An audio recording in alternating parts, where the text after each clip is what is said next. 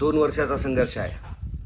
दादांचा निरोप आला की ऊन बघितलं नाही, वारा बघितला नाही, पाऊस बघितला नाही. उपाशी तापाशी जमल तसं मिळेल तसं समाजात जनजागृती करत राहिलो. सत्य पोट तिडकीनं मांडत राहिलो. आरक्षणाचं महत्त्व सांगत राहिलो.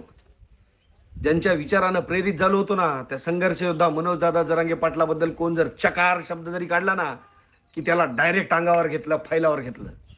जीव धोक्यात घालून हे सगळं करत राहिलो. सण बघितला नाही, वार बघितला नाही. निरोप आला की कित्येक वेळा वावरातले कामं अर्ध्यावर सोडून निघालो. भावांनो, सगळ्याचा विरह सहन करता येतो, मात्र आपल्या लेकरा बाळांचा नाही. काळजावर दगड ठेवून ते सुद्धा केलं. पाहुण्या रावण्यांनी, गावातल्या काही लोकांनी, आजूबाजूच्या मित्रांनी याला येड लागला आहे काय, त्या पाटलाच्या मागे पुढे फिरत असतो, यानं काय पोट भरतं का, असे टोमणे मारले. काही ठिकाणी अपमानही सहन केला. आणि आत्ता कुठं सोन्याचा दिवस उजाडला.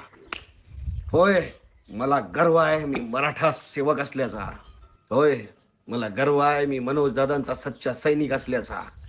होय, मला गर्व आहे जातीसाठी माती खाल्ल्याचा. कित्येक राजकारणी, आमदार, खासदार, मंत्री मोठमोठ्या माणसाला फसा शिव्या घातल्या, कच घोडे लावले. कारण जीव तुटत होता, आत्मा तरसत होता. दादांना कोण काय जर बोललं ना, जातीचा अपमान झाला की कित्येक वेळा झोप सुद्धा लागली नाही. त्या सर्वांच्या नाकावर टिच्चून सांगतो, आयुष्यात 2 गोष्टी कधीच करायच्या नाहीत. एक, जंगलात राहून वाघाला डिवचायचं नसतं, आणि दुसरं म्हणजे वाघ जखमी झाला ना तर अजिबात नाही.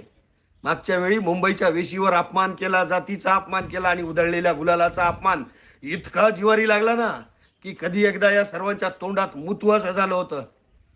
कधी एकदा अंगावर गुलालाचं फोतो उघडून घेऊ आणि डीजे पुढे नाचू असं झालं होतं. असं नाचू की यांच्या गांडीला आग लागली पाहिजे, जळून यांच्या गांडीचा पार कोळसा झाला पाहिजे. अरे छगण्या, ए सदावर्ते, हाक्या, काशा, कशी तेल लावून मारली.